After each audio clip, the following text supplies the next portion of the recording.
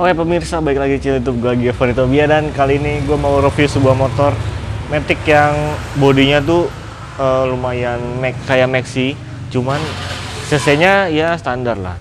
Terus juga bondelnya lumayan keren, lampunya udah LED. Jadi langsung aja kita bahas. Ini dia Yamaha Soul GT 125cc. Nah, kita mulai dari ban. Nah, di ban ini untuk sebelumnya gue kasih tau ke kalian kalau ini bukan cuma review, tapi review juga kondisi bekasnya kayak gimana, karena ini juga dijual motornya. Ini tahun 2015-16. Oke, mulai dari depan. Nah, ini ban dia udah diganti pakai Maxxis Diamond. Kondisinya menurut gue kurang bagus karena ini benjol-benjol. Jadi kalau mau dipakai harian dan sering dipakai, mending gue saranin kalau habis beli motornya langsung ganti bannya. Ya paling ke yang murah, misalnya IRC atau FDR agak mahal, Federal gitu ya, atau ganti Maxxis lagi, cuman bukan yang Diamond, ada yang Extra Max atau yang S-Lux 98, beda-beda lah. Tapi ini kondisinya sekarang ban Maxxis Diamondnya agak benjol-benjol. Terus untuk pengereman dia udah pakai cakram 1 piston, jadi ini kalipernya sama yang dipakai di motor-motor Yamaha dari kelas Matic, Bebek sampai ke Bebek Sport. Dia sama-sama pakai kayak ini, kalipernya itu pakai Vibray ya, atau enggak bawaannya Yamaha ya emang gini sih rata-rata. Jadi mereknya polos. Untuk shock breakernya pakai teleskopik dengan diameter standar Matic 125cc lah ya. Ini kayaknya 30-an mm dan shocknya tidak ada kebocoran sih, kering. Terus juga dia kabel speedometernya ada di depan sebelah kiri sini. Ini sama kayak punyanya Jupiter MX yang New 135, terus punyanya MX King enggak, MX King yang belakang nih.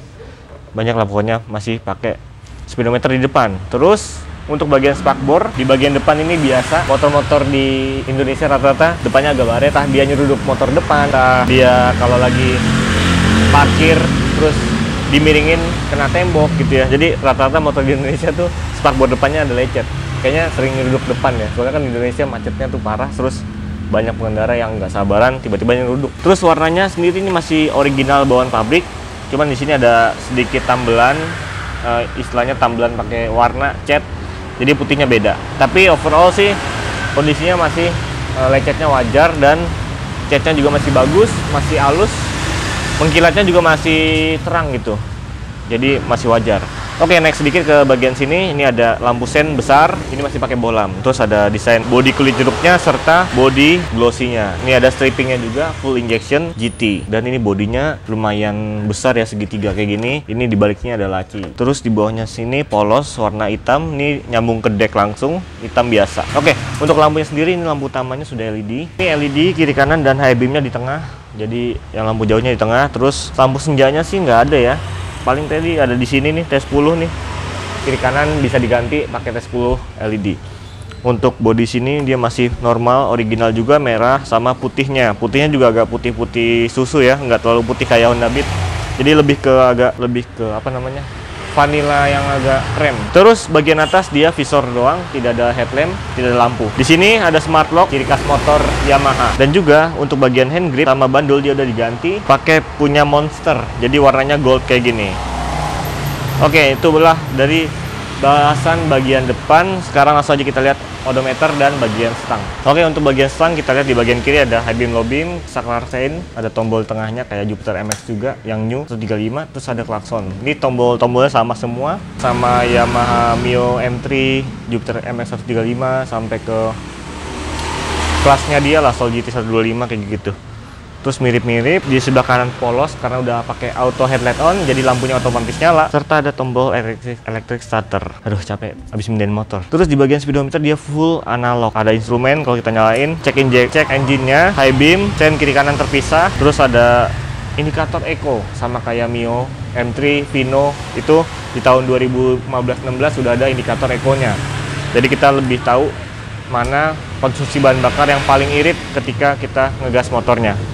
Terus ada indikator bensin sama speedometernya sampai 140 km per jam saja. Odometernya di angka 74.600 km. Dan kalau kita nyalain ini ada lampunya, backlightnya, dan ini masih pakai bohlam. Jadi kita bisa custom warna backlightnya. Oke, Untuk bagian akomodasi di belakang di bawah lacinya ini lumayan besar, botol 800 ml itu bisa masuk ke sini. 600 ml juga sangat cukup untuk masuk dan ini cukup dalam, cuman memang tidak ada tutupnya. Sebelah kanan ada laci juga yang tidak terlalu besar, ini paling buat nyimpen kayak HP, ini masih bisa masuk sih, cuman agak riskan karena tidak terlalu dalam.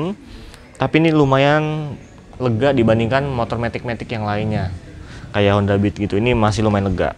Kuncinya biasa, tapi untuk seat opennya atau buka jok dia tinggal putar ke kiri aja langsung ngebuka. Dan bagian deck ini gue langsung kasih lihat aja posisi duduknya. Ini tinggi gue 170-171 cm. Ini nggak terlalu nekuk ya, jadi enak ya, agak landai ke bawah. Terus stangnya lumayan jauh.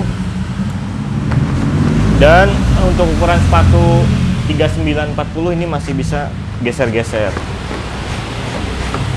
Dan di sini ada gantungan untuk taruh barang di bagian depan.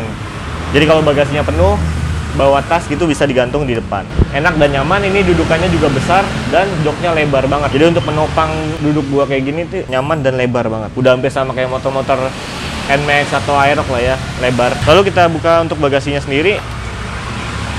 Nah, ini dia bagasinya lumayan besar. Ini kapasitasnya sekitar 9-10 liter kalau nggak salah ya. Ini dia walaupun besar tapi kayaknya nggak muat helm, dia nggak terlalu dalam. Tapi ini untuk 2 liter botol minum itu bisa masuk dengan sempurna. Jas hujan 2 set, baju celana yang tebel-tebel itu bisa masuk, sepatu bisa masuk juga. Terus tangkinya kayaknya 4,7 liter, nggak terlalu besar tapi ini udah sangat cukup karena cc-nya 125 cc. Konsumsi bahan bakarnya 41-47 km per liter, cukup lah. Ini ada seal karetnya juga, jadi lumayan rapih. Oke, untuk akomodasi menurut gue ini motor di harga segini pun ini udah worth it banget karena di joknya lumayan besar dibandingkan Mio Z atau Vino yang kerangkanya sama, itu pakai bagasi yang lebih tipis. Ini dalam, ini lebih dalam.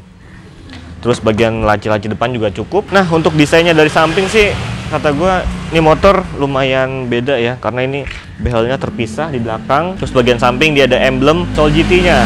Jadi dia lebih terkesan lebih mewah. Serta bagian bawahnya ada stripping 125 cc. Ini ada two-tone gitu ya, body glossy sama body doff. Serta di bagian depan ini ada decknya yang hitam polos. Hitamnya lumayan besar. Pijakan kakinya juga ini lumayan kecil ya. Jadi kalau kakinya lebar, ini topangannya sedikit kurang lebar. Tapi ini udah cukup oke karena posisinya rendah. Ini gue naik ke boncengan aja ya. Nah,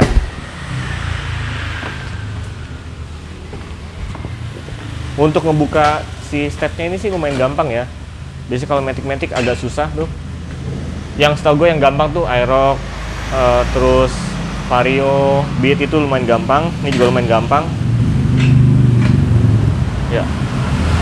Dan untuk duduk di posisi belakang, joknya masih lumayan lebar serta busanya itu tebel, jadi lumayan empuk, duduknya nggak terlalu capek.